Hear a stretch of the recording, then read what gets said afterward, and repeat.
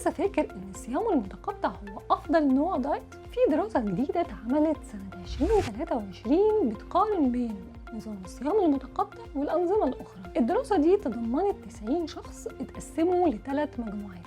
أول مجموعة كانت بتاكل بين الساعة 12 الظهر والساعة 8 بالليل، والمجموعة التانية قللت بس من سعراتها 25%، والمجموعة الثالثة دي مجموعة الكنترول اللي ما غيرتش أي حاجة في نظامها.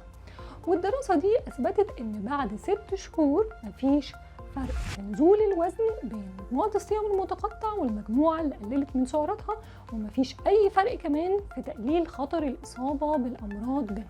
فالخلاصة إن نظام الصيام المتقطع مش مضر، فلو مناسب مع ستايل حياتك اعمله، لكن لو صعب عليك أو بيسبب لك صداع مثلا أو هبوط فما تعملهوش. ولو سنك أقل من 18 أو أنت حامل أو مرضى أو لو أنت مصاب بمرض السكري من النوع الأول، فالصيام المتقطع مش مناسب ليك. فالدراسات أثبتت إن المشكلة مش في الفترة اللي هتاكل أو اللي هتصوم فيها، المشكلة في نوعية الأكل وكمان كميته. فلو هتعمل صيام متقطع لازم كمان تقلل كمية الأكل وتاكل أكل صحي متوازن من كل أنواع الطعام عشان ما يحصلكش أي نقص يسبب لك الأمراض. لو استفدت من الفيديو بليز لايك وشير، ولو عندكم أسئلة اكتبوا لي في التعليقات.